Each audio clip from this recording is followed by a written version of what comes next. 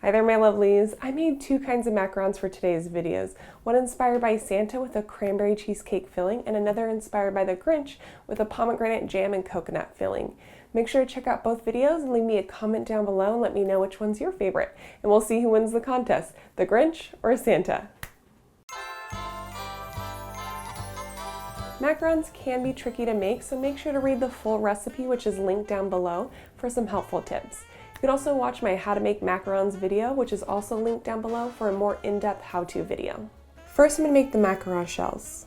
So to my mixer, I'm going to add room temperature egg whites, and I'm going to whisk those for 4 minutes on medium speed. You can either leave your eggs out until they become room temperature, or if you forget, you can soak them in warm water to bring them up to room temperature. To some already sifted powdered sugar, I'm going to sift in my almond flour to get out any large lumps. Then I'm just going to mix it with a fork to distribute evenly the powdered sugar and almond flour. Now that my egg whites have been whisking for 4 minutes, I'm adding in some cream of tartar and sugar and letting that whisk for another 4 to 5 minutes until you have stiff peaks.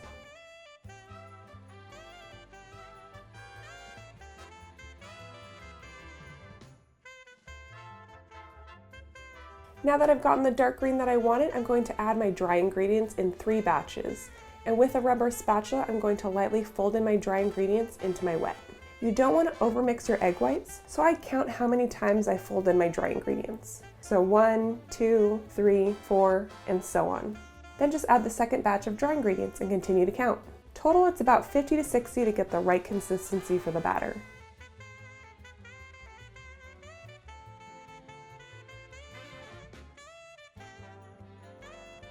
You can tell it's at the right consistency when you lift up your spatula and the batter stays on the spatula easily and is very slowly moving down. Then just add it to a piping bag fitted with a medium round tip. Then take a little of your batter and place it in the corners of the tray to help keep the parchment paper still. And pipe even amounts of the batter onto the tray, leaving enough room for them to spread. You most likely will need to use multiple trays. Next, tap the trays on your surface to pop any air bubbles. And then let the trays sit for 30 minutes before placing them in the oven. This is a very important step, so don't forget it. Now into the oven at 350 degrees Fahrenheit for 20 minutes. While those bake, I'm going to make my filling.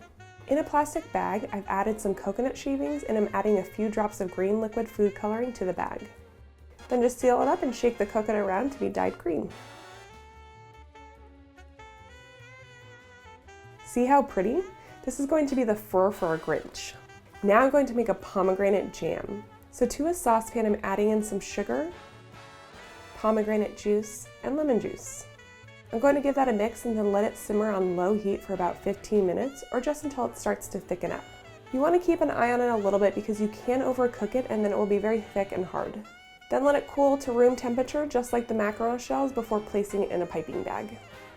To my cooled macaron shells, I'm going to add a small dot of chocolate to the back of my heart candies to glue them onto my shells for my Grinch's little heart. Then I'm going to add my pomegranate jam to my shells. If you wanted to skip making the jam, you can just use some of your favorite flavored jam in the center. Then take the coconut and add a generous amount on top of the jam. Place a little more jam on the other cookie shell and add it to the top of the coconut. And that's it! If you haven't already, make sure to watch my Santa Macaron video linked below.